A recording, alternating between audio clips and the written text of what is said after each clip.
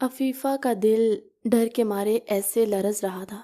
ایک تو وہ پہلی بار ایسے یوں اکیلے باہر نکل رہی تھی، اور اوپر سے رات کا یہ پہر، اور پھر اس نے یہ ٹھان لیا تھا کہ وہ کبھی لوٹ کر اس گھر میں واپس نہیں آئے گی۔ شاید اس کے لیے یہ سب برداشت کرنا ناممکن تھا کہ وہ شاذم کو کسی اور کے ساتھ شیئر کرے۔ عفیفہ اپنا منہ چادر کے پلو میں چھپاتے ہوئے وہ ڈرتے ہوئے گھر سے مین روڈ کی طرف جانے لگی۔ مین روڈ پر پہنچی، رات کی تاریکی اور سناٹا اتنا تھا کسی کوئی گاڑی یا ٹیکسی کچھ بھی نہ ملا۔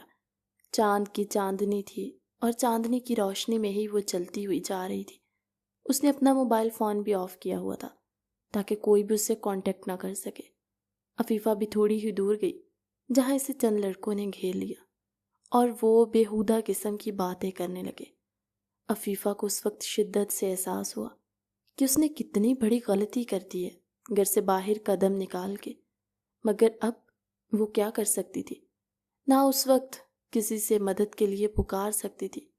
5 سے 6 لڑکے جو مسلسل اس کے ارد گرد گھومنے لگے۔ عفیفہ نے بے بسی میں روتے ہوئے آسمان کی طرف دیکھا اور کہنے لگی، اے اللہ، مجھے اس گناہ کی سزا مت دیجیے جو میں نے نہیں کیا۔ اے اللہ میری حفاظت فرما۔ وہ دعا کرتے ہوئے ان لڑکوں کے آگے منت سماجت کرنے لگی۔ عفیفہ کے پاس جو بیگ تھا اس میں کچھ پیسے اور کچھ شاذم کے دیے ہوئے تحفے تھے جو اس نے رکھے ہوئے تھے کہ اس کے کام آئیں گے۔ وہ اپنے آپ کی اور اپنے سامان کی حفاظت کرتی بھاگنے لگی، مگر کہاں وہ اکیلی اور کہاں وہ گنڈے اوباش۔ پھر بھی اس نے ہمت نہیں ہاری، جتنا بھاگ سکتی تھی بھاگتی رہی۔ اب اس کا سانس پھولنے لگا اور وہ لڑکھڑا کر وہیں سڑک پر گر گئی۔ وہ لڑکی اس کے پاس پہنچے، ارد گرد گھومنے لگے۔ کوئی اس کے بالوں کو چھیڑنے لگا تو کوئی اس کا دوپٹہ کھینچ رہا تھا۔ عفیفہ جو اپنے بیگ کو اپنے سینے سے لگائے پیچھے کو سرکنے لگی، کہنے لگی، خدا کے لیے مجھے معاف کر دو۔ لڑکے بولے، لگتا ہے تم اپنے کسی عاشق کے ساتھ بھاگنے والی تھی اور وہ تمہیں دھوکہ دے گیا۔ ضرور تم گھر سے بھاگ کر شادی کرنا چاہتی تھی۔ عفیفہ ہاتھ جوڑتی ہوئی بول رہی تھی، نہیں، میں ایسی لڑکی نہیں ہوں، میں کام کے سلسلے میں جا رہی ہوں۔ بولے، ایسا کون سا کام ہے جو رات کے اس پہر تم کرنے جا رہی ہو؟ اور دکھاؤ ذرا اس بیگ میں کیا کچھ لے کر آئی تھی گھر سے۔ عفیفہ اپنے بیگ کو ان سے کھینچ رہی تھی، مگر وہ نازک سی جان کہاں اتنے لڑکوں کا مقابلہ کر سکتی۔ بولے، کیا ہوا؟ جو تیرا عاشق تھا وہ نہیں آیا؟ ہم لوگ تو ہے نا۔ وہ ایک دوسرے کے ہاتھوں پہ ہاتھ مارتے وحشیانہ ہنسی سے ہنس رہے تھے۔ ان کی ہنسی سے عفیفہ کا رواں رواں خوف سے کانپنے لگا۔ سڑک پر اتنی سنسناہٹ تھی کہ نہ کوئی گاڑی وہاں سے گزری نہ کچھ اور۔ عفیفہ اس وقت شاذم کو پکارنے لگی، کہنے لگی، اے اللہ میری مدد فرما، مجھے صحیح سلامت یہاں سے نکال دے۔ جب میں ان میں سے ایک لڑکا کہنے لگا، یہیں سڑک پر اس لڑکی کی شکل دیکھتے رہیں گے، ایک کام کرتے ہیں، اس کو اٹھا کے کہیں سائڈ پر لے کر چلتے ہیں، پھر اس کا کام وہیں پر تمام کر دیں گے۔ باقی کے لڑکے بولے، بات تو تمہاری صحیح ہے، یہ نہ ہو کہ یہاں پر کوئی ہمیں دیکھ لے۔ انہوں نے عفیفہ کو ٹانگوں سے اور بازوؤں سے پکڑا۔ وہ اٹھا کر جانے لگے کہ جب ایک تیز روشنی ان سب کی آنکھوں میں پڑی، سب کے رنگ اڑ گئے، مگر عفیفہ کے اندر امید کی لہر دوڑی۔ گاڑی سپیڈ سے گزری کہ جب وہ دوبارہ سے پیچھے مڑی اور ان کی عین برابر آ کر رک گئی، جیسے گاڑی نے پاس آ کر بریک ماری، وہ سارے غنڈے ایک دم سے چونک سے گئے اور گاڑی کی طرف دیکھنے لگے۔ گاڑی میں سے ایک خوبصورت سا نوجوان ہاتھ میں پسٹل پکڑے باہر نکلا۔ اس کی نظر جب عفیفہ پر پڑی تو وہ ایک پل کو اس کا معصوم چہرہ دیکھتے کھو سا گیا۔ وہ موقع اور ماحول دیکھ کر اتنا تو سمجھ گیا تھا کہ وہ لڑکے اس لڑکی کی عزت پر ہاتھ ڈالنا چاہتے ہیں۔ اس نے ان سب کی طرف پسٹل کیا اور کہا، اس لڑکی کو چھوڑو اور جاؤ یہاں سے۔ وہ لڑکے بات کا رخ بدلتے ہوئے کہنے لگے، یہ ہماری بہن ہے اور گھر سے بھاگ رہی تھی، اس لیے ہم اسے پکڑ کر واپس گھر لے جا رہے ہیں۔ عفیفہ جو حیرانگی سے چونک کر بولی، یہ لوگ جھوٹ بول رہے، اگر یہ میرے بھائی ہوتے تو کیا یہ میری عزت کو تار تار کر رہے ہوتے؟ ادھر سڑک پہ؟ خدا کے لیے آپ جو کوئی بھی ہیں، اس وقت میرے لیے فرشتہ بن کر آئے ہیں، مجھے بچا لیجیے۔ عفیفہ بھاگ کر اس خوبرو نوجوان کے قدموں میں گر گئی۔ اس نے عفیفہ کو پکڑا اور اپنی گاڑی میں بٹھا دیا۔ عفیفہ کو یوں محسوس ہوا وہ جیسے ایک خطرے سے نکل کر دوسرے خطرے کے منہ میں چلی گئی ہے، مگر اس کا یہ خود کا اٹھایا ہوا قدم انتہائی سنگین تھا۔ گاڑی سے اترنے والا وہ نوجوان حیدر نامی لڑکا جو گن دکھاتے ہوئے ان تمام آوارہ لڑکوں کو بھگا چکا تھا اور گاڑی میں آ کر بیٹھا۔ عفیفہ کچھ حد تک خود کو پرسکون کر چکی تھی، کیونکہ حیدر دکھنے میں ہی کسی شریف خاندان کا لگ رہا تھا، مگر جیسے وہ اس کے برابر میں آ کر گاڑی میں بیٹھا، اس کا دل کسی سوکھے پتے کی مانند لرزنے لگا۔ وہ سر جھکائے مسلسل روئے جا رہی تھی۔ حیدر عفیفہ کی طرف دیکھ کر کہنے لگا، کیا میں جان سکتا ہوں آپ کون ہیں اور کہاں سے آئی ہیں؟ اور اس وقت رات کے پہر آپ اکیلی سنسان سڑک پر کیا کر رہی تھی؟ وہ تو شکر ہے کہ میں یہاں سے گزر رہا تھا، نہ جانے وہ لڑکے آپ کے ساتھ کیا کرتے۔ آپ اپنا نام بتائیں اور اپنے گھر کا ایڈریس دیں، میں آپ کو آپ کے گھر چھوڑاؤں۔ عفیفہ بولی، نہیں، میرا کوئی گھر نہیں ہے۔ حیدر حیران سا ہوتا عفیفہ کی طرف دیکھ کر بولا، آج سے پہلے آپ کہاں رہتی تھی؟ اس گھر کی بات کر رہا ہوں۔ بولی، میں یتیم ہوں، اس لیے نہ میرے والدین ہیں نہ میرا کوئی بہن بھائی۔ جہاں شادی ہوئی شوہر نے دھوکہ دیا اور میں آج بالکل دربدر ہو چکی ہوں۔ حیدر نے اس کمسن اور معصوم لڑکی کو ایک گہری سی نظر سے دیکھا اور کہنے لگا، آپ میرڈ ہیں؟ عفیفہ بولی، جی میں شادی شدہ ہوں۔ کہنے لگا، اب آپ کہاں جا رہی ہیں؟ کہنے لگی، نہیں جانتی کہاں جاؤں گی، مگر اس شہر سے دور جانا چاہتی ہوں، اتنا دور کہ کبھی میرے شوہر کی مجھ پر نظر نہ پڑے اور میں اس کی زندگی میں واپس نہ جاؤں۔ بولا، کیا کوئی آپ دونوں میں لڑائی جھگڑا ہوا ہے؟ اور دیکھیں، میاں بیوی میں لڑائی جھگڑے تو ہوتے ہیں، اس کا مطلب یہ تو نہیں کہ آپ اس کی زندگی سے ہی نکل آئے۔ بولی، لڑائی جھگڑے ہوں تو بندہ ایک دوسرے کو منا لیتا ہے، مگر جب انسان کی کوئی حیثیت، کوئی جگہ، کوئی مقام ہی نہ ہو تو وہاں پر ٹھہرے رہنا مناسب نہیں۔ اس لیے آپ جو کوئی بھی ہیں، میں آپ کی مشکور ہوں کہ آپ نے میری جان بچائی۔ بولا، نہیں، اس میں شکریہ والی کون سی بات ہے، یہ تو اللہ نے مجھے توفیق دی کہ میں نے آپ کی جان بچائی، اور میں یہاں سے گزر رہا تھا جب میری نظر اچانک آپ پر پڑی اور میں واپس موڑ آیا۔ عفیفہ سے کہنے لگی، آپ مجھے بس اڈے تک پہنچا دیجیے، میں وہاں سے کسی اور شہر کی بس میں بیٹھ کر کسی دوسرے شہر چلی جاؤں گی۔ بولا، ٹھیک ہے، میں آپ کو اتار دوں گا اور آپ دوسرے شہر چلی جائیے۔ دوسرے شہر جا کر کیا کریں گی اور کون سے شہر جانا چاہتی ہیں؟ بولی، یہ نہیں جانتی، مگر میں اب کراچی میں نہیں رہنا چاہتی۔ میں کراچی کو چھوڑ کر کسی ایسے شہر میں چلی جاؤں گی جہاں وہ شازم کا نام لیتے لیتے رک گئی۔ کہنے لگی، جہاں میرے شوہر کا آنا جانا بہت کم ہو۔ حیدر بولا، اف یو ڈونٹ مائنڈ، جو حادثہ آپ کے ساتھ ابھی ہونے والا تھا، اگر میں یوں آپ کو اکیلے چھوڑ دوں تو آپ کے ساتھ وہ حادثہ پھر سے رونما ہو جائے، پھر آپ کیا کریں گی؟ کہنے لگا، میرا لاہور میں ایک شیلٹر ہوم ہے بے سہارا خواتین کے لیے، جہاں پر میں نے نہ جانے کتنی بے سہارا لڑکیوں کو چھت دی ہے، اور یہ سب اللہ کی توفیق اور میرے والدین کی دعائیں ہیں، اور انہیں کمانے کا موقع بھی دیا جا رہا ہے۔ وہ وہاں پر اپنی زندگی گزارتی ہیں اور اپنے رہنے کے لیے کماتی بھی ہیں۔ اگر آپ برا نہ مانیں تو میں آپ کو یہ آفر دوں گا کہ آپ وہیں پر رہیں، کیونکہ اس سے زیادہ سیف آپ کو کوئی اور جگہ نہیں ملے گی۔ عفیفہ کو ایک پل کے لیے ایسے لگا کہ یہ لڑکا نہیں، اللہ نے کوئی فرشتہ اس کے لیے مسیحا بنا کر بھیج دیا۔ وہ جھٹ سے بولی، مجھے منظور ہے۔ بولا، میں ابھی 1-2 دن ادھر کراچی میں ہی رکوں گا، آپ اتنے دن میری فیملی کے ساتھ میرے گھر پر رہ سکتی ہیں، اس کے بعد جیسے میں لاہور کے لیے نکلوں گا آپ کو ساتھ لے جاؤں گا۔ عفیفہ اندر ہی اندر خود سے ایک جنگ لڑ رہی تھی، مگر وہ سوچ چکی تھی کہ جس طرح کے بھی حالات آئیں وہ ہمت نہیں آنے گی، اور کبھی شازم کی زندگی میں تو لوٹ کر واپس نہیں جائے گی۔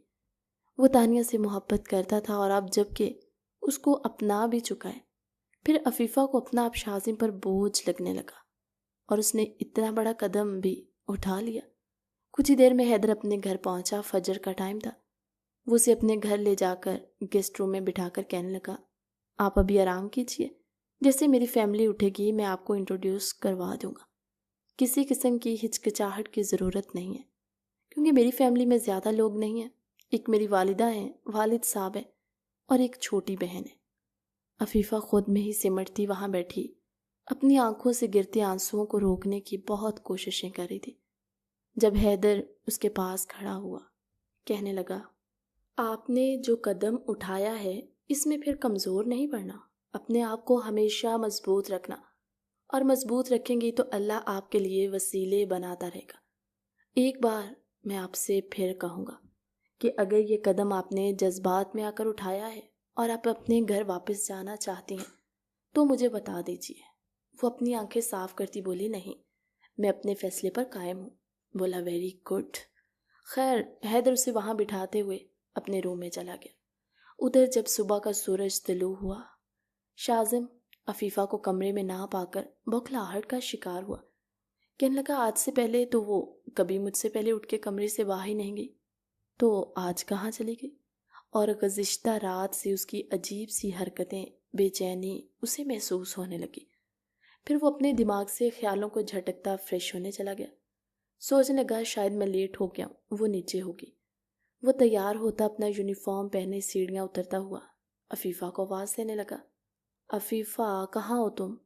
آج تم مجھ سے پہلے اٹھ کے باہر آ گئی۔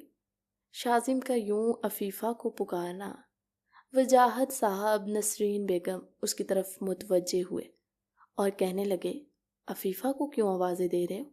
وہ نیچے نہیں ہے، تمہارے پاس کمرے میں ہی ہے۔ کہنے لگا، مجھے تو اٹھے ہوئے آدھا گھنٹہ ہو گیا، مگر وہ کمرے میں نہیں ہے، مجھے لگا نیچے ہوگی، ناشتہ بنا رہی ہوگی سب کے لیے۔ نسرین بیگم کہنے لگی، شاذم تمہیں کوئی غلط فہمی ہوئی ہے، عفیفہ ابھی نیچے نہیں آئی، اور میں نے تو صبح سے اس کی شکل تک نہیں دیکھی۔ شاذم چہرے پر عجیب سا تاثرات لاتا وہیں الٹے قدم پھر سے سیڑھی اوپر چڑھا، کمرے میں گیا۔ اس نے پورا کمرہ چیک کر دیا اور وہ پاگلوں کی طرح عفیفہ عفیفہ کر رہا تھا۔ کہ لگا، عفیفہ اگر تو یہ تم مذاق کر رہی ہو تو یہ بہت ہی گھٹیا قسم کا مذاق ہے، اگر تم چھپی ہوئی ہو تو پلیز سامنے آ جاؤ، تم نہیں جانتی میرے دل میں کس قسم کے خدشات ابھرے، پلیز عفیفہ۔ مگر عفیفہ تو وہاں پر تھی ہی نہیں جو اس کی بات سن کر سامنے آ جاتی۔ اس نے اپنا پورا کمرہ چھان مارا، ونڈو سے باہر دیکھا، بالکنی میں اپنے بیڈ روم کے برابر والا کمرہ، یہاں تک کہ پورے گھر میں ادم سمجھ گیا کہ آخر عفیفہ جا کہاں سکتی، کیونکہ نہ تو کوئی ان کا رشتہ دار تھا، اگر تھا بھی تو اس نے اتنی صبح کہاں جانا تھا؟ بنا بتائے کسی کو آج تک وہ گھر سے بازار تک کبھی اکیلی نہیں گئی۔ اب ایسا کیسے ہو سکتا ہے؟ وجاہت صاحب نسرین بیگم جو ان باتوں سے انجان تھے کہ شاذم دوسری شادی بھی کر چکا، ایک سے ایک ان پر راز آشکار ہونے لگے تھے۔ عفیفہ کو پورے گھر میں ڈھونڈا گیا مگر عفیفہ کہیں نہ ملی۔ شاذم پھر سے کمرے میں گیا، اس نے بیڈ کے نیچے، الماریاں، پاگلوں کی طرح ہر چیز کو وہ چیک کر رہا تھا کہ کہیں عفیفہ چھپی ہوئی نہ ہو۔ اسے تنگ کرنے کے لیے اسے اپنے تکیے کے نیچے سے ایک لیٹر ملا جس کے اوپر عفیفہ نے لکھا ہوا تھا، شاذم I love you so much۔ نہ جانے کب مجھے آپ سے اتنی محبت ہو گئی کہ میں آپ کو لے کر اتنی حساس ہونے لگی کہ آپ کو کسی کے ساتھ شیئر کرنا تو دور کی بات، آپ کو کوئی اور دیکھے بھی مجھ سے یہ برداشت نہیں ہو سکتا۔ لیکن پھر میں نے خود کو سمجھایا کہ جس سے محبت کی جائے اس کی خوشی کا خیال بھی رکھا جاتا ہے، اور آپ کی خوشی تانیہ میں ہے، وہ آپ کی پہلی محبت ہے، اور مرد کبھی اپنی پہلی محبت کو نہیں چھوڑتا۔ جانتی ہوں آپ نے میرے ساتھ خوبصورت لمحات گزارے، خوبصورت سا رشتے کا آغاز کیا، مگر میں جانتی ہوں یہ سب کچھ آپ بس فرض سمجھ کر کر رہے تھے کہ ایک بیوی کے حقوق ادا کرنے کے لیے شاید میں آپ کی محبوبہ نہیں بن پاؤں گی، اور اس طرح کے جبری مسلط کیے ہوئے رشتے زندگی میں صرف گھسیٹنے پڑتے ہیں۔ میں خود کو آپ پر بوجھ نہیں بنانا چاہتی، اور میں آپ سے ایک درخواست کرتی ہوں، آپ گھر میں سب کو تانیہ کا بتا کر اسے پورے مان کے ساتھ اس گھر کی بہو بنا کر لے آئیے گا، اور میری فکر مت کیجیے گا، میں آج کے بعد آپ کی زندگی میں یا اس گھر میں کبھی لوٹ کر نہیں آؤں گی۔ جیسے جیسے شاذم خط پڑھ رہا تھا وہ وہیں کھڑا گھٹنوں کے بل زمین پر دھڑام سے گرا۔ آج شاذم کی آنکھوں سے آنسو بہے تھے عفیفہ کے لیے۔ وہ تو سوچ بھی نہیں سکتا تھا کہ عفیفہ جیسی معصوم ڈرپوک سی لڑکی اتنی سنجیدہ ہو کر اتنا بڑا قدم اٹھا سکتی ہے۔ وہ کوسنے لگا خود کو کہ اس نے یہ سب کیوں بتایا اسے، مگر نہ بتاتا تو کب تک چھپا سکتا تھا۔ آخر میں عفیفہ نے لکھا، آپ کو میری قسم، آپ مجھے ڈھونڈنے کی کوشش نہیں کریں گے کیونکہ آپ کی یہ کوشش ناکام رہے گی۔ میں آپ کی زندگی سے بہت دور جا رہی ہوں۔ مجھے آپ سے کوئی گلہ شکوہ نہیں شاذم، میں آپ کو دعا دیتی ہوں آپ کے بچے ہوں، آپ اپنی زندگی میں آگے بڑھیں۔ میرا کیا ہے، زندگی کٹ جائے گی کہیں نہ کہیں، تانیہ کو اس کے پورے حقوق دیجیے گا۔ شاذم وہ خط کو فولڈ کرتے ہوئے اپنی جیب میں ڈالتے ایک زوردار چیخ مار کر رویا۔ اس کی چیخ سن کر سب لوگ شاذم کے کمرے میں پہنچ گئے۔ کہنے لگے، کیا ہوا شاذم؟ وجاہت صاحب جو اپنے بیٹے کو یوں زمین بوس ہوا دیکھ کر اس کے قریب گئے، اس کے کندھے پر ہاتھ رکھا، اسے حوصلہ دیا۔ کہنے لگے، میرا پہاڑ جیسا مضبوط بیٹا ہے، ایسی کون سی بات ہوئی شاذم جس نے تمہیں توڑ کے رکھ دیا؟ شاذم کچھ کہنے اور سننے کی سچویشن میں نہیں تھا۔ بولا، بابا وہ عفیفہ۔ کہنے لگے، کیا ہوا عفیفہ کو، کہاں ہے وہ؟ کہنے لگا، وہ مجھے چھوڑ کے چلی گئی ہے۔ نسرین بیگم حیرت سے شاذم کی طرف بڑھی اور کہنے لگی، کیا مطلب چھوڑ کے چلی گئی ہے؟ ایسے کیسے وہ جا سکتی ہے تمہیں چھوڑ کے؟ اور عفیفہ جسے گھر سے شہر تک کا خود راستہ معلوم نہیں، وہ کیسے یہاں سے جا سکتی ہے؟ وہ اتنی معصوم ہے، اسے کیا پتا باہر کس قسم کے درندے بھیڑیے بیٹھے، کہاں ہے وہ؟ دیکھو شاذم، مجھے عفیفہ فوراً گھر پہ موجود چاہیے۔ نسرین بیگم نے مریم میں اور عفیفہ میں کبھی فرق نہیں کیا تھا، وہ تو وہیں اپنا سر پکڑ کے بیٹھ گئی۔ وجاہت صاحب نے کہا، نسرین پلیز کچھ دیر تم خاموش رہو، موقع کی نزاکت اور شاذم کی حالت دیکھو، ہمیں یہ بہت سوچ سمجھ کے اس کا حل نکالنا چاہیے۔ پہلے شاذم بیٹے یہ بات بتاؤ کہ تم دونوں کے بیچ ہوا کیا تھا۔ شاذم اب کس منہ سے بتاتا کہ میں نے دوسری شادی کر لی ہے؟ وہ پھنس کے رہ گیا تھا۔ اسے تو لگا تھا اس نے عفیفہ کو بتا دیا، اب وہ چپ چاپ یہ سب قبول کر لے گی تو آہستہ آہستہ تانیہ کے بارے میں اپنے والدین کو بتا کر ایک پرسکون زندگی گزارنے لگے گا۔ مگر یہاں تو سب کچھ الٹ پڑ گیا۔ شاذم نے گہری سانس خارج کی اور کہنے لگا، یہ سب میری وجہ سے ہوا ہے، میری غلطی کی سزا مجھے ملی، اور اچھا کیا عفیفہ نے مجھے چھوڑ دیا، میں اس کے قابل تھا ہی نہیں۔ وجاہت صاحب نے شاذم کو اٹھایا اور بیڈ پر بٹھایا۔ کہنے لگے، جو بھی بات ہے نا برخوردار، ہمیں کھل کے بتاؤ، تم نے ایسا کیا کیا عفیفہ کے ساتھ کہ اس نے اتنا انتہائی قدم اٹھایا، گھر سے چلی گئی وہ؟ تم جانتے ہو نا اس بات کا مطلب، تمہاری زندگی پر اس بات کا کیا اثر پڑے گا، ہم سب لوگوں کو کیا جواب دیں گے؟ جو بھی بات ہے کھل کے بتاؤ، نہ جانے وہ کہاں ہوگی، کس حال میں ہوگی۔ شاذم جلدی سے اپنی جیب سے موبائل نکال کر عفیفہ کا نمبر ٹرائی کرنے لگا، مگر اس کا نمبر مسلسل بند جا رہا تھا۔ بار بار ٹرائی کرتا رہا مگر نمبر بند تھا۔ کانٹیکٹ کہاں سے ہونا تھا؟ مریم ایک سائڈ پہ کھڑی روئے جا رہی تھی عفیفہ کو یاد کر کے۔ اس نے سوچا، عفیفہ تو میری اتنی اچھی دوست تھی، اس نے میرے ساتھ کیوں نہیں شیئر کیا اگر وہ پریشان تھی؟ شاذم کہنے لگا، بابا جو بات میں آپ کو بتانے جا رہا ہوں وہ سننے کے لیے آپ کو حوصلہ چاہیے ہوگا۔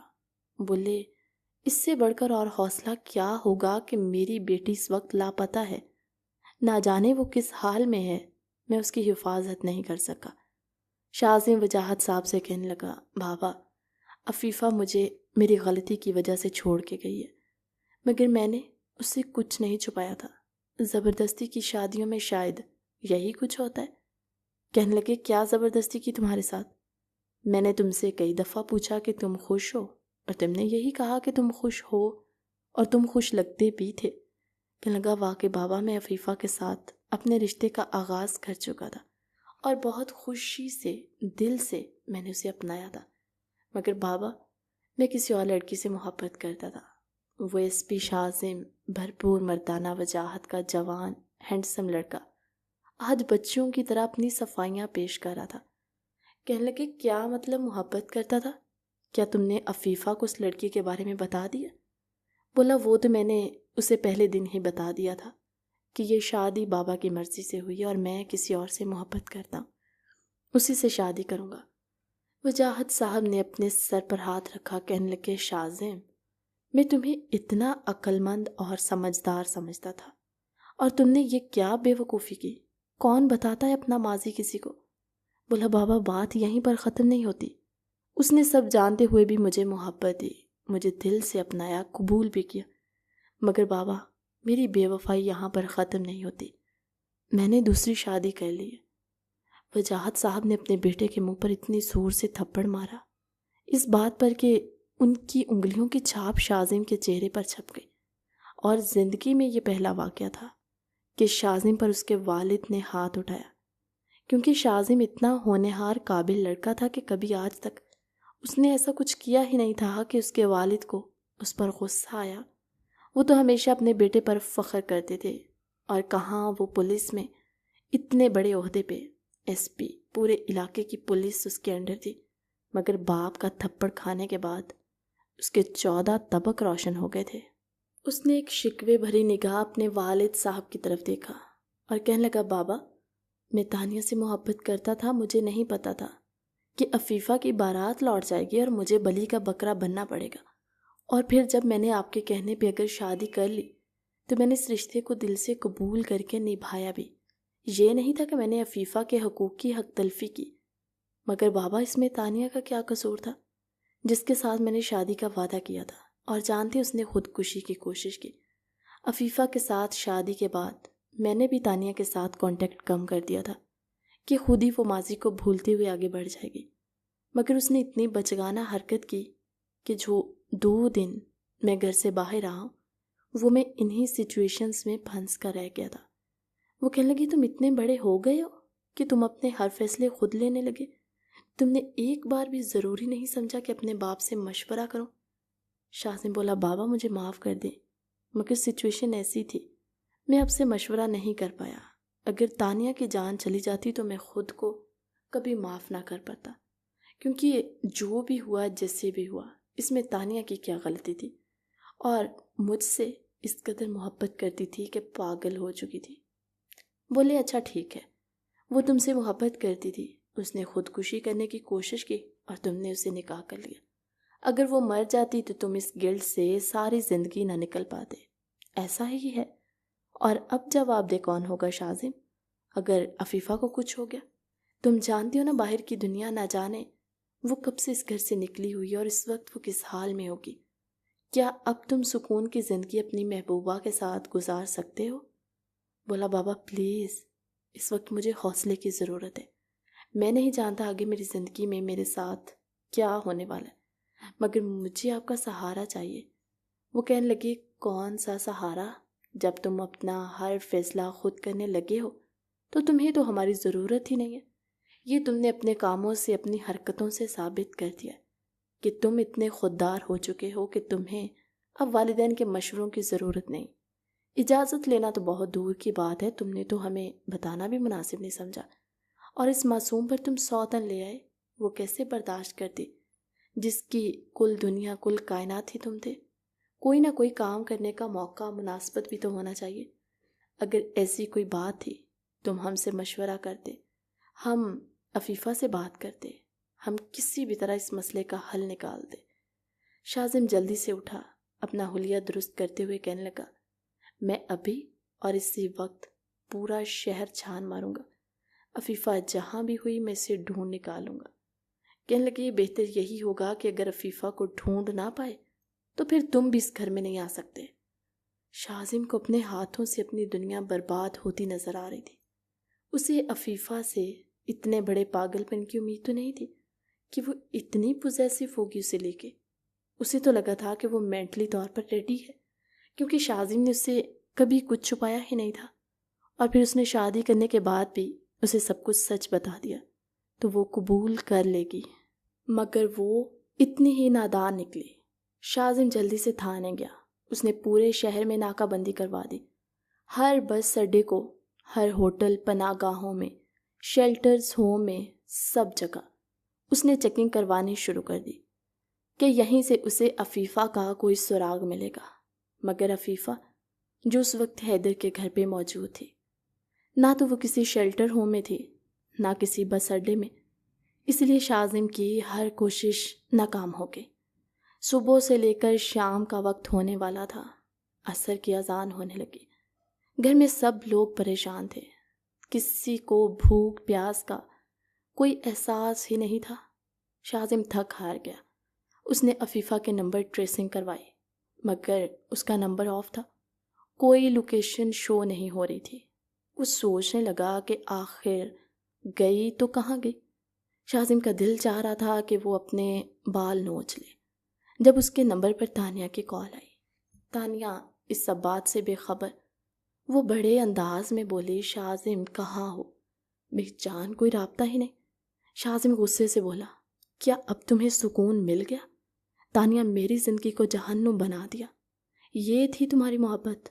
تانیہ چونک کر بولی، کیا ہوا شاذم؟ میں نے کیا کیا ہے؟ کہنے لگا، عفیفہ کو میں نے ہم دونوں کی شادی کے بارے میں بتایا، جانتی اس نے کیا حرکت کی ہے؟ وہ یہ گھر چھوڑ کر چلی گئی ہے، اور کہاں گئی ہے یہ کسی کو نہیں پتا۔ گھر میں سب کو ہمارے نکاح کے بارے میں نے بتا دیا، مگر اب اس سچویشن کو ہینڈل کیسے کرنا ہے یہ میں نہیں جانتا، اور اس لیے اب تم مجھے بار بار ڈسٹرب نہیں کرو گی۔ تانیہ بولی، سب میں میرا کیا قصور ہے؟ کہنے لگا، کسی کا بھی قصور نہیں ہے۔ بولی، تم نہ بتاتے ابھی وقت گزرتا رہتا، آہستہ آہستہ خود ہی پتہ چل جاتا۔ کہنے لگا، ایسے کیسے نہ بتاتا؟ اسے شک تھا، اور وہ پہلے سے ہی جانتی تھی ہم دونوں کے بارے میں۔ بولی، تو کیا تم نے اسے ڈھونڈا نہیں؟ کہنے لگا، ڈھونڈا نہیں، پورے شہر کا چپا چپا چھان مارا ہے میں نے، مگر کہیں سے اس کا کوئی پتہ نہیں چلا۔ بولا، نہ جانے کہاں چلی گئی ہے، کس حال میں ہوگی، پتہ نہیں زندہ بھی ہے۔ یہ کہتے ہوئے اس کے الفاظ اس کا ساتھ دینا چھوڑ گئے۔ شاذم کی آواز میں نمی سی محسوس کرتے ہوئے تانیہ کہنے لگی، شاذم مجھے بتاؤ میری کیا غلطی ہے؟ اب کیا تم مجھے چھوڑ دو گے؟ وہ بولا، پلیز یار، اس وقت میں کسی قسم کی بات کا جواب دینے کی سچویشن میں نہیں ہوں، میں نہیں جانتا میں آگے کیا کروں گا، مگر پلیز خدا کا واسطہ ہے میری کسی بھی بات کا برا مت منانا، اپنا خیال رکھنا، اور میں خود تم سے کانٹیکٹ کر لوں گا۔ شام سے رات ہو گئی جب شاذم مایوس چہرے کے ساتھ گھر میں داخل ہوا۔ وجاہت صاحب جلدی سے اٹھ کر شاذم کے سامنے آئے اور کہنے لگے، عفیفہ کا کچھ پتہ چلا؟ کہنے لگا، نہیں بابا، پورے شہر کی پولیس اسے ڈھونڈنے میں لگی تھی مگر ناکام، اس کا کوئی پتہ نہیں چلا کہ وہ کہاں ہو سکتی ہے، اور اتنی جلدی وہ کہاں چلی گئی۔ نہ تو اس کی کوئی دوست ایسی ہے، نہ کوئی اس کی زندگی میں کوئی رشتہ دار ایسا ہے جہاں وہ گئی ہوگی، کہاں جا سکتی ہے؟ وہ مایوسی سے اپنے سر سے اپنی کیپ اتار کر ٹیبل پر رکھتا ایک لمبی سانس خارج کرتے ہوئے صوفے پر گرا، آنکھیں بند کرتا اپنی گردن پیچھے کو لٹکا کر سوچوں میں گم ہو گیا۔ جب نسرین بیگم کہنے لگی، عفیفہ اتنی بے وقوف ہوگی ہم نے سوچا نہیں تھا، مگر اللہ اس کی حفاظت کرے۔ 2 سے 3 دن مسلسل ڈھونڈنے کے باوجود عفیفہ نہیں ملی۔ آہستہ آہستہ سب کو صبر آنے لگا، وہ کر بھی تو کچھ نہیں سکتے تھے۔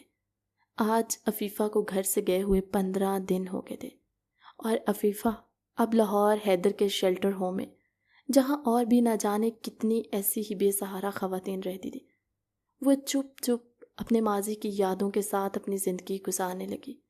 اسے گھر سے آئے ہوئے 15 دن ہونے والے تھے۔ عفیفہ وہاں پر ٹیوشن سینٹر میں کام کرنے لگی، جہاں ارد گرد کے بچوں کو پڑھایا جاتا تھا، مگر اس سے آج اپنی طبیعت میں بوجھل پن سا محسوس ہونے لگا۔ طبیعت خراب ہونے کے باعث باقی کی عورتوں نے اس کی دیکھ بھال کی، مگر اس کی طبیعت سنبھلنے والی نہیں تھی، کچھ بھی کھاتی تو متلی ہو جاتی۔ جب ان میں سے ایک بزرگ سی عورت کہنے لگی، مجھے بات کچھ اور لگتی ہے، اسی لیے ہاسپٹل لے کر جاؤ، چیک اپ کرواؤ۔ عفیفہ کو ہاسپٹل لے جایا گیا، اس کا چیک اپ کروایا تو پتہ چلا کہ وہ پریگننٹ ہے۔ یہ وہ خبر تھی جس نے عفیفہ کو مزید چونکا دیا، اور وہ اللہ سے دعا کرتی ہوئی کہنے لگی، یا اللہ، یہ میرے لیے خوشی ہے یا آزمائش؟ میں اکیلی تنہا اس ذمہ داری کو کیسے اٹھاؤں گی؟ مگر اس نے اپنے لیے خوشی سمجھتے ہوئے اپنی دیکھ بھال کرنا شروع کر دی۔ ان میں سے کافی عورتوں نے عفیفہ کو یہ بھی کہا کہ وہ اپنے شوہر سے رابطہ کرے اور اسے بتائے، مگر عفیفہ نے کہا نہیں، میں اکیلی اپنے بچے کو پال لوں گی اور شاید اب یہ میرے جینے کا سہارا بھی بن جائے گا۔ پہلے تو مجھے ایسے لگتا تھا جیسے میری زندگی کا کوئی مقصد ہی نہیں، اب میری زندگی کا مقصد میرا بچہ ہوگا۔ ادھر وجاہت صاحب جو ہر وقت شاذم کی اداسی کو دیکھ کر، اور شاذم بالکل ایسے ہو گیا جیسے اس نے ہنسنا مسکرانا چھوڑ ہی دیا تھا۔ تہانیہ کے پاس بھی بہت کم جاتا، ڈیوٹی پہ اور ڈیوٹی سے گھر، بس یہی اس کی زندگی کا محور بن چکا تھا۔ جب وجاہت صاحب شام کو نسرین بیگم سے کہنے لگے، دیکھو نسرین، کچھ حادثے زندگی میں ایسے ہو جاتے ہیں جو ہم سے ہمارا سب کچھ چھین لیتے، مگر ہم جینا تو نہیں چھوڑ سکتے، اس لیے ہمیں ایک فیصلہ لینا ہوگا اپنے بچے کی خوشی کے لیے۔ عفیفہ اس گھر سے گئی ہے، وہ اس نے خود سے فیصلہ لیا۔ ہم نے کبھی آج تک اس کے ساتھ کوئی زیادتی یا کسی قسم کی کوئی زبردستی نہیں کی، ہمیشہ اپنی بیٹی سمجھا، اور یہ نہیں کہ اس کے جانے کے بعد ہم ہاتھ پہ ہاتھ دھرے بیٹھے رہے۔ ہم سے جتنا ہوا ہم نے اسے ڈھونڈنے کی کوشش کی، اگر اللہ کو منظور ہوا تو اللہ ہمیں عفیفہ سے ضرور ملائے گا، مگر ہم شاذم کی زندگی کو بھی یوں برباد ہوتے نہیں دیکھ سکتے۔ اگر اس نے تانیہ سے نکاح کیا ہے تو ہمیں تانیہ کو اپنی بہو مان کر اس گھر میں لے آنا چاہیے۔ نسرین بیگم کے دل کو ہوکا سا لگا، مگر وہ ماں تھی اور ہر وقت شاذم کی ایسی سچویشن دیکھ کر وہ تڑپ سی جاتی۔ کہاں وہ شادی کے بعد اتنا خوش ہنستا کھلکھلاتا رہنے لگا، اور کہاں بالکل چپ ہو گیا۔ اس کی صحت بھی پہلے سے کافی ڈاؤن سی ہوئی۔ کافی سوچ بچار کے بعد دونوں نے فیصلہ کیا کہ ہم تانیہ کو اپنی بہو بنا کر اس گھر میں لے کر آئیں گے۔ شام کو شاذم ڈیوٹی سے آیا تو وجاہت صاحب نے اسے کہا، شاذم، ہمیں تم سے ضروری بات کرنی ہے۔ اب تک تم نے جو بھی کرنا تھا تم کر چکے ہو، اب یہ ہمارا فیصلہ ہے جسے تم قطعی طور پر نہیں ٹالو گے، اور یہ فیصلہ تمہیں زندگی کی طرف واپس لے کر آئے گا۔ وہ حیرت زدہ ہوتے دیکھ کر کہنے لگا، بابا، میری زندگی اب پہلے جیسی کبھی نہیں ہو سکتی۔ زندگی میں کچھ گھاؤ ایسے لگ جاتے ہیں جنہیں وقت کی مرہم بھر نہیں سکتی، اور عفیفہ نے مجھے ایسا ہی زخم دیا۔ بولے کچھ کاموں میں اللہ کی مصلحت بھی ہوتی ہے، اور انشاءاللہ ایک نہ ایک دن ہم عفیفہ سے ضرور ملیں گے۔ اور ابھی جو ہم تم سے بات کرنے لگے اسے غور سے سننا۔ ہم لوگ تانیہ سے ملنا چاہتے ہیں اور اسے اپنی بہو بنا کر اس گھر میں لانا چاہتے ہیں۔ تمہاری کسی قسم کی کوئی بات نہیں سنی جائے گی، اس لیے تم فریش ہو کر آؤ، ہم ابھی تانیہ کے گھر جانا چاہتے ہیں۔ شاذم کو مزید حیرانگی کا جھٹکا لگا کہ یوں اچانک ایسے وہ سب تانیہ کے لیے راضی ہو گئے، مگر اس کے پاس اس وقت پھر کوئی آپشن نہیں تھا، نہ ہی کوئی دل میں خوشی یا دکھ کا جذبہ تھا۔ عفیفہ کے دکھ میں وہ اب تانیہ کے حقوق کی بھی حق تلفی کر رہا تھا۔ خیر وہ بس اپنا یونیفارم چینج کرتے نیچے آیا اور تانیہ کے گھر پہنچے۔ تانیہ کے گھر میں اس کی والدہ تھی۔ شاذم ان کو یہ پہلے اطلاع کر چکا تھا کہ اس کے والدین کے لیے کافی خاص اہتمام کیا گیا۔ وجاہت صاحب کہے ملے جلے وہ ماں بیٹیاں کافی سلجھی ہوئی تھی۔ جب تانیہ کی والدہ عظمیٰ بیگم کہنے لگی، بھائی صاحب، بچے خود سے اس طرح کے فیصلے کر لیتے ہیں جس میں بعد میں والدین کو اس کا خمیازہ بھگتنا پڑتا ہے، اور تانیہ جس نے بچپنے کی ہر حد پار کر دی، خودکشی کرنی چاہی شاذم کے لیے۔ جس دن شاذم نے عفیفہ کے ساتھ شادی کی تھی، میری بیٹی ہاسپٹل میں زندگی اور موت کی جنگ لڑی تھی، اور وہ یہ صدمہ برداشت ہی نہ کر پائی۔ میرے لیے میری پوری دنیا میری یہ اکلوتی بیٹی ہے، اس کے علاوہ میرا اس دنیا میں کوئی نہیں۔ ان حالات میں شاذم نے بھی بہت مجبور ہو کر تانیہ سے نکاح کیا۔ اگر شاذم نہ کرتا تو شاید آج میری بیٹی زندہ نہ ہوتی۔ خیر وجاہت صاحب کہنے لگے، جو کچھ ہو گیا ماضی میں ہم اسے بدل نہیں سکتے، مگر ہمیں اپنے بچوں کی زندگیوں کی خاطر کچھ فیصلے کرنے ہوں گے۔ یہ فیصلے وقتی طور پر مشکل ہوں گے، مگر یقیناً ان کے اثرات مثبت ہوں گے۔ اب تک انہوں نے اپنی من مرضیاں کر لی، اب ہمیں اپنے بچوں کا سوچنا ہے۔ اس لیے ہم تانیہ کو اپنی بہو بنا کر اپنے گھر لے جانا چاہتے ہیں۔ یہ وہ خبر تھی جسے سن کر تانیہ کو بہت خوشی ہوئی، مگر اسے یہ بھی تھا کہ نہ جانے یہ سب اس کے ساتھ خوش رہتے ہیں یا پھر اسے مجبوری کے طور پر اپنا رہے۔ خیر جو بھی تھا، تانیہ رخصت ہو کر شازم کے ساتھ اس کے گھر میں آ چکی تھی۔ وقت گزرتا گیا، تانیہ بھی ماں بننے والی تھی۔ عفیفہ کی ڈلیوری کے دن بھی نزدیک آئے اور وہ ہاسپٹل سے آ رہی تھی کہ روڈ کراس کرتے اس کی ٹکر گاڑی سے ہوئی، اور وہ گاڑی بھی شازم کی۔ اس کہانی کا نیکسٹ پارٹ اگلی ویڈیو میں۔ تب تک کے لیے اللہ حافظ۔